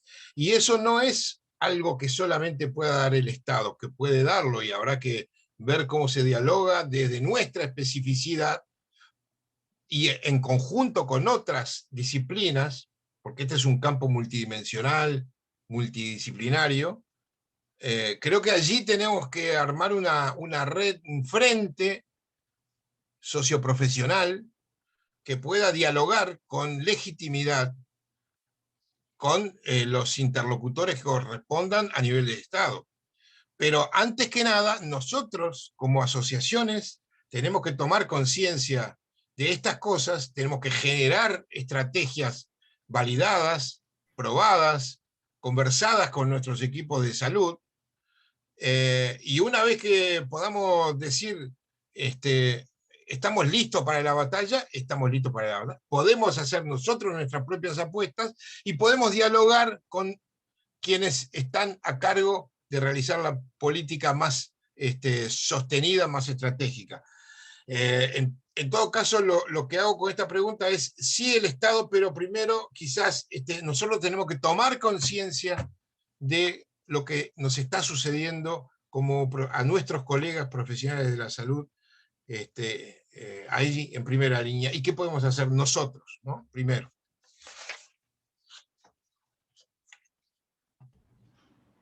Gracias, Luis.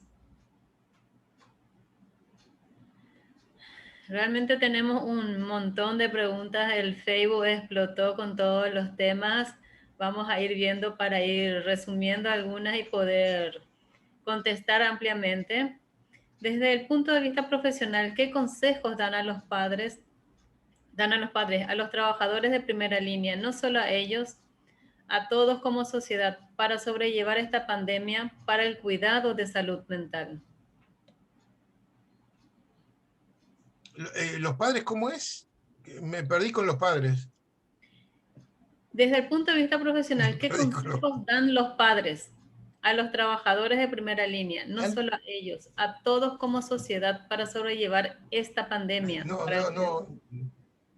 No sé si estará bien redactado, si será padres o pares, quizás sea pares, no sé.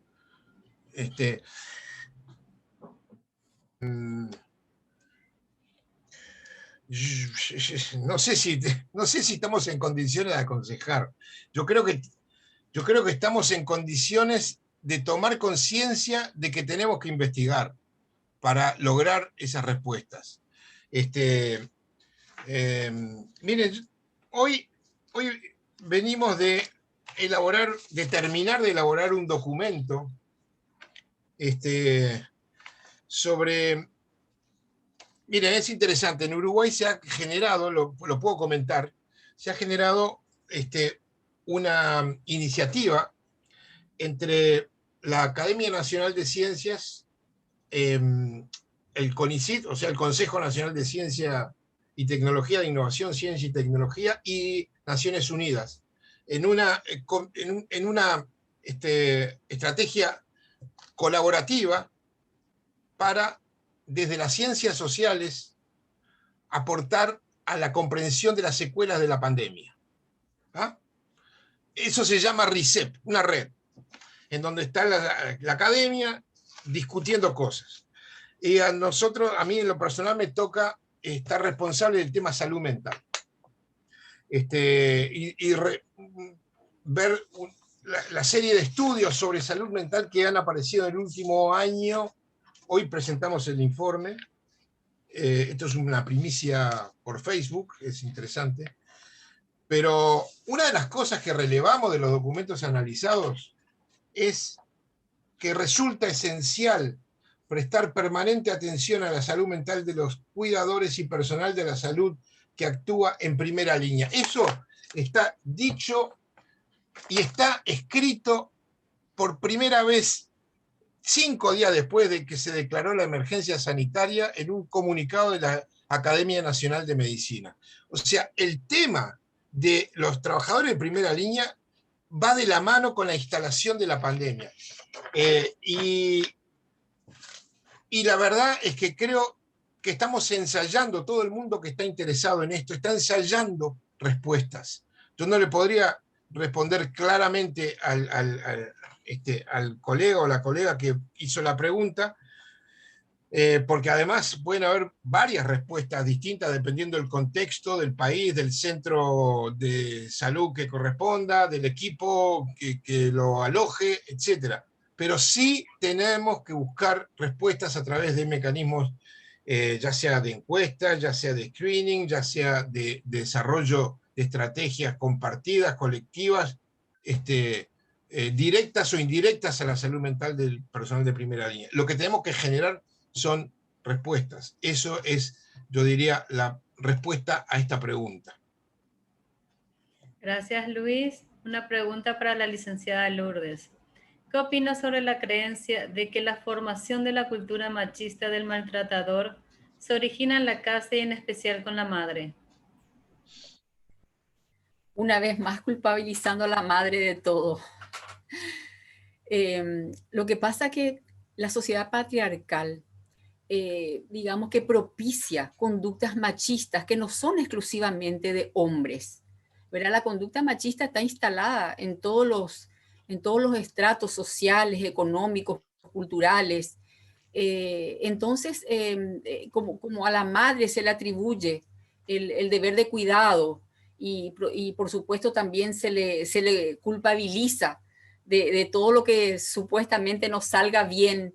Entonces, las conductas machistas están a lo largo y ancho de toda la sociedad, sea en la escuela, en la familia, y por supuesto que sí, que las madres también perpetúan esas conductas, pero no podemos, digamos que darle culpabilizarle exclusivamente a ella, ¿verdad? Sino que es todo el entorno el que favorece esas conductas. Doris, no sé si querés agregar algo. Solo reforzar lo que tú has dicho, o sea, realmente en cuanto al cuidado y a la educación, somos las mujeres las que tenemos el rol de la educación. Entonces, en ese sentido, hay que tomar en cuenta que las mujeres también respondemos a una socialización patriarcal y trasladamos ese aprendizaje mientras no estamos en un proceso como de reflexión de nuestra propia identidad y de nuestros roles. Entonces, respondemos también a lo que el sistema nos pide como mujeres para ser parte del sistema. No es una responsabilidad, no es como una situación de culpa la que debemos de identificar, sino la necesidad de poder reflexionar sobre nuestros roles y nuestras posiciones para generar nuevas pautas de educación con las niñas y los niños. Gracias, Doris. Sí, tenemos. La salud mental es una materia pendiente en el mundo en el siglo XXI. ¿Los primeros auxilios psicológicos lo pueden hacer cualquier persona o solamente alguien con formación? ¿Y qué terapias han sido las más eficientes a la hora de abordar la indefensión aprendida en las mujeres?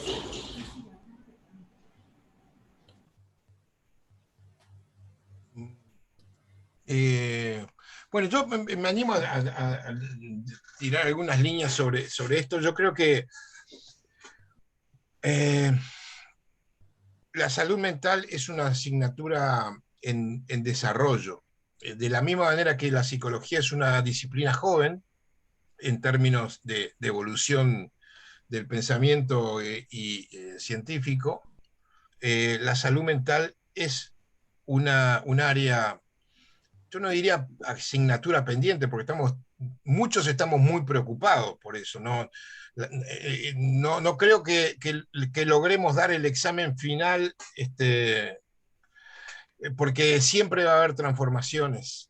El siglo XXI nos ha sorprendido con cuestiones absolutamente imprevistas, inimaginadas previamente, y por lo tanto las condiciones estructurales, sociales, individuales en las que se genera la salud, y la salud mental en particular, son cambiantes y son novedosas. No es la misma salud mental del siglo XIX que la del siglo XX y la del siglo XXI.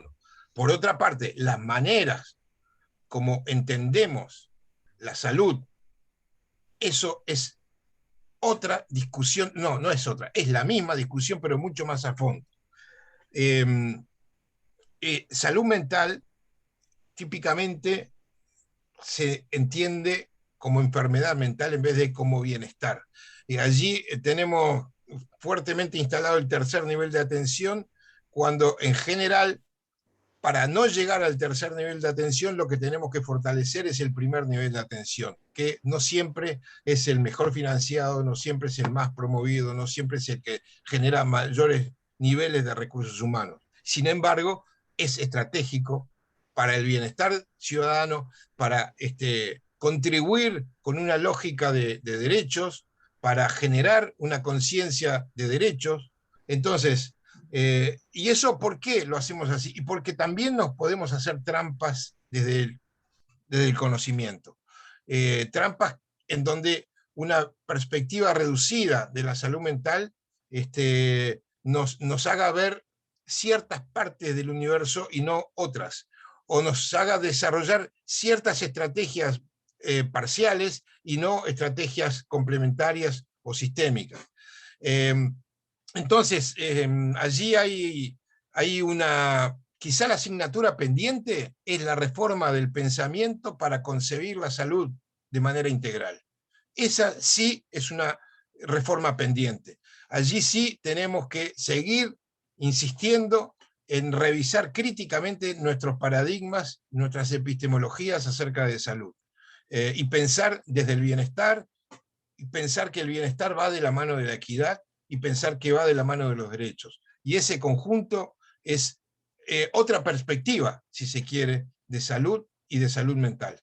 Eso me podría decir sobre la primera pregunta de la asignatura pendiente, que me gustó, me estimuló ahí. Pero no sé si quedaba algo pendiente de la pregunta, Judith, no me acuerdo. Muchas gracias, Luis. Sí, teníamos la pregunta de si alguien puede atender en primera línea o solamente gente con formación. No, a ver, también podemos generar, cómo no, gente que pueda tener, si estás en un equipo de salud en primera línea, tenés una formación para eso, y sería bueno contribuir con una capacitación para ofrecer primeros auxilios psicológicos. Eso es parte de la cosa. Y junto con eso, algo que hoy no lo dije, pero que estamos realizando desde la Comisión de Salud Mental del Comité de Emergencia, que es un repositorio de asociaciones que voluntariamente colocan sus recursos profesionales al servicio de los trabajadores de la primera línea, para una escucha telefónica, para un acompañamiento en crisis, para lo que fuera, de manera consolidada en un repositorio que tiene claramente el objetivo, que tiene claramente la demanda, y que se ha puesto a disposición del colectivo sanitario, digamos. Entonces, sí, las dos cosas: fortalecer a través de capacitación a gente de la primera línea en cuidados, en respuesta de emergencia psicológica, y a la vez tener instancias de cobertura en segunda fase, que puede ser telefónica, puede ser del tipo que sea, ¿no? Por internet, en fin. Gracias, Luis. Y dentro de esas preguntas quedó una pendiente que dice: ¿qué terapias han sido las más eficientes a la hora de abordar la indefensión aprendida en mujeres? No sé si Lourdes o Doris podría responder.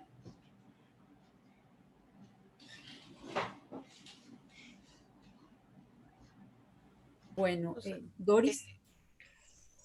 Lo creo de que más que verla como una acción individual, como una terapia específica para abordar la indefensión aprendida en las mujeres, por lo menos es lo que se está trabajando ahora, también es el trabajo más colectivo, como el desarrollar como los grupos de autoayuda, el trabajo del empoderamiento de las mujeres, en la que en ese acercamiento e interacción con otras que han vivido situaciones similares de violencia o de discriminación puedan ir desmantelando sus propias condiciones que le han generado baja autoestima, no confianza en sí misma, etcétera. Entonces, más que una terapia específica de tipo clínico individual, se están más viendo las articulaciones más colectivas, como los grupos de autoayuda. No sé, Lourdes. No, y solamente agregar de que desde mi experiencia, ¿verdad? La respuesta porque finalmente la indefensión aprendida es una de las posibles, digamos, resultados o secuelas de haber sufrido violencia a lo largo de mucho tiempo. Entonces, lo que sí para mí queda muy claro, que el abordaje de tratar cualquiera de estas problemáticas y de hablar con personas y conversar con personas que están en esta situación es con una perspectiva de género, ¿verdad? Y yo me atrevería hasta a llamar una terapia feminista, porque es la que aborda más integralmente todo lo que se refiere a justamente la situación que genera violencia, es esa asimetría de poder dentro de la relación y que finalmente termina causando, siendo digamos, la causa del comportamiento violento y que, digamos, se me dio un blanco, perdón. Pero eso, para mí el abordaje tiene que ser desde una perspectiva de género y yo le llamo una terapia feminista para dar una respuesta a esta problemática. Muchísimas gracias, Lourdes, Doris. Ahí tenemos una pregunta, dice, para Luis, ¿qué creencias o ideas individuales perpetúan el autoflagelo o sobreexigencia que desencadenan en burnout? Interesante la pregunta, sí. Es una reflexión, no tengo datos que lo confirmen. Tengo lecturas, pero no datos empíricos. Pero sí una reflexión. Yo creo que allí es la tormenta perfecta, me parece, entre la demanda terminal e impostergable, el juramento, entre comillas, genérico, hipocrático de todos nosotros que estamos en el ámbito de la salud para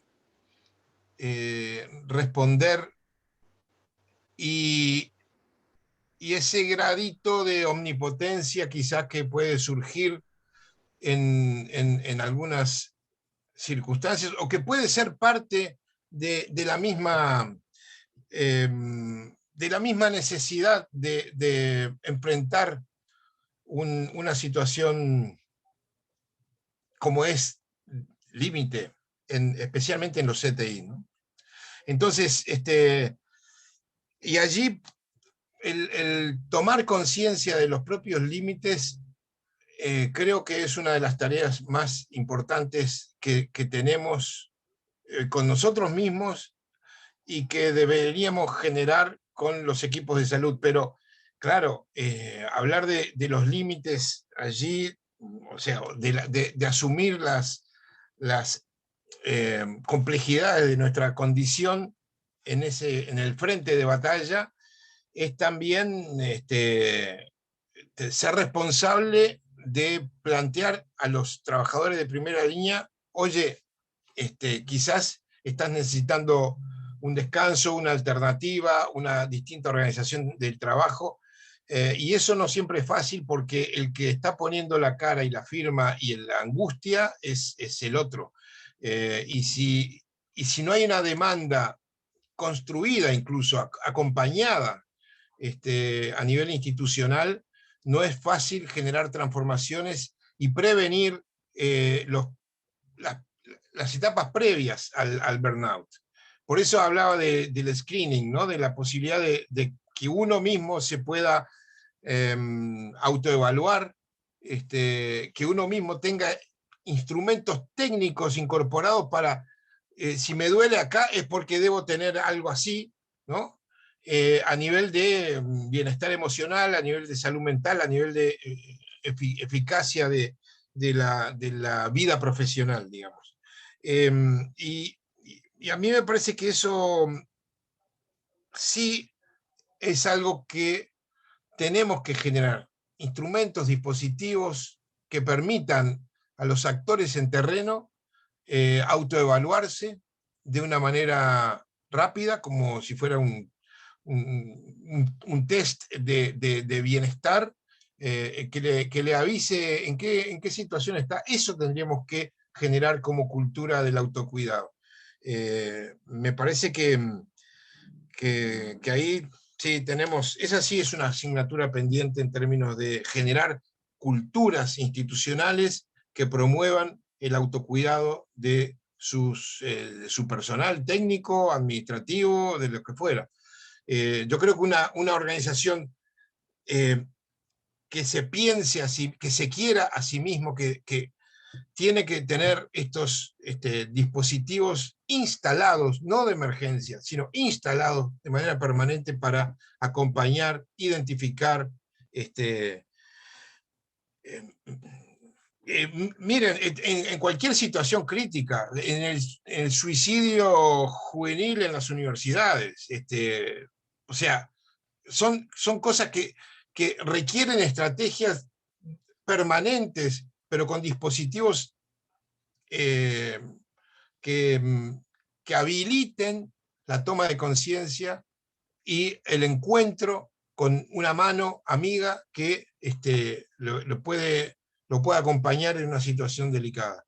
Y eso son las coberturas, las redes sociales que deberíamos nuestras organizaciones generar, más allá de que haya políticas de Estado que ojalá también nos pudieran promover, pero es una cuestión cultural también a nivel institucional, me parece. No sé si di respuesta pertinente a la pregunta. Sí, muchas gracias, Luis. La última pregunta, y vamos a ir cerrando en honor al tiempo también. Realmente más que interesante, muchísima gente, muchísimas preguntas estamos recibiendo. Y la última para los tres sería, últimamente se instala el debate sobre asumir una perspectiva en el abordaje, ya sea la de derechos humanos, de género. ¿Cuáles podrían ser los pasos para comenzar a plantearse esto desde nuestros espacios?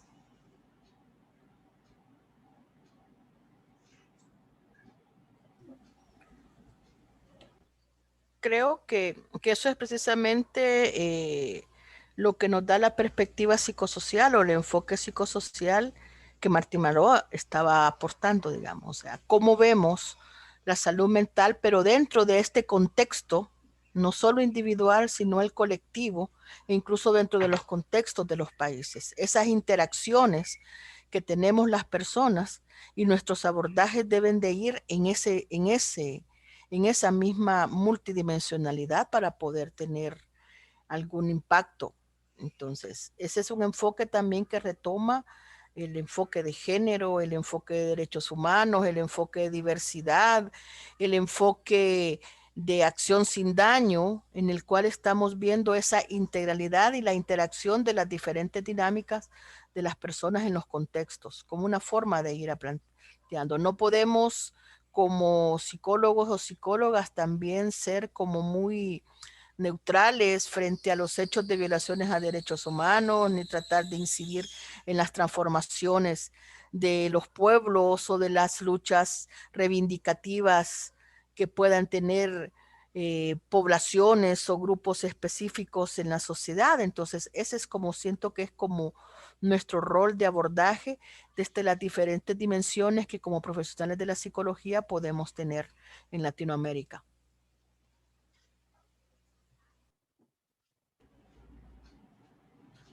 Gracias, Dori. No sé si Lourdes y Luis quieren agregar algo más.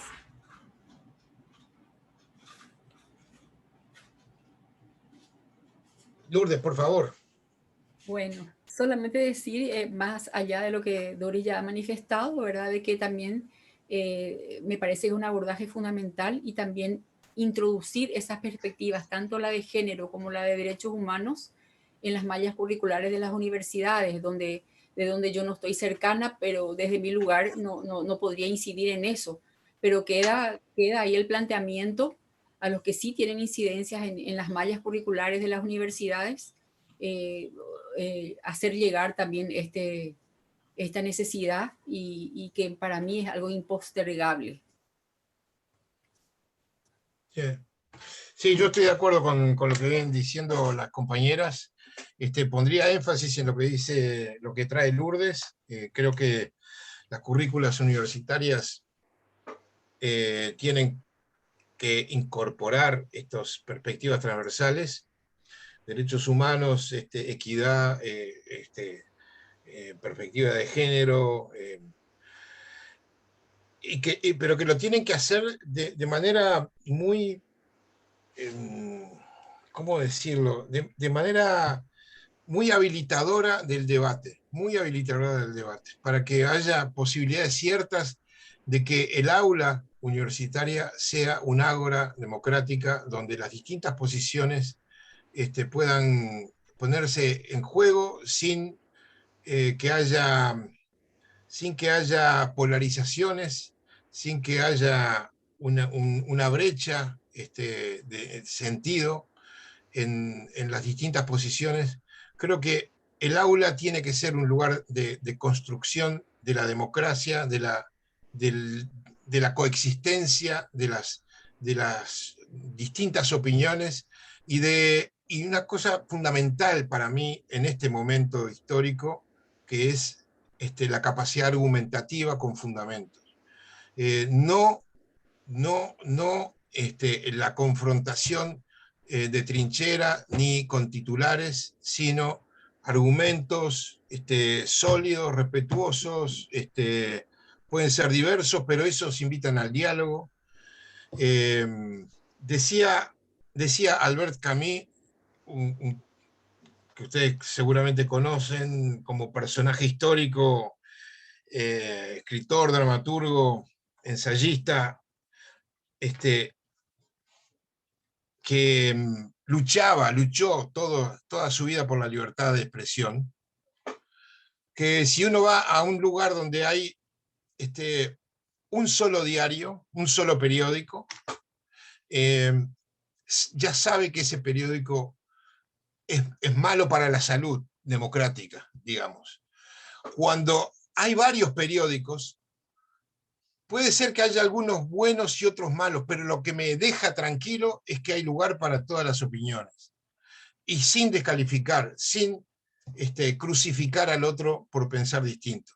Y eso es el diálogo que este siglo XXI tiene, ahí sí, pendiente, el fortalecimiento de las capacidades argumentativas, de fundamentación, de diálogo, y de cambiar, y de poder asumir que quizás hay una vía que no es la mía, que no es la que yo siento, que capaz que son varias vías las que hay.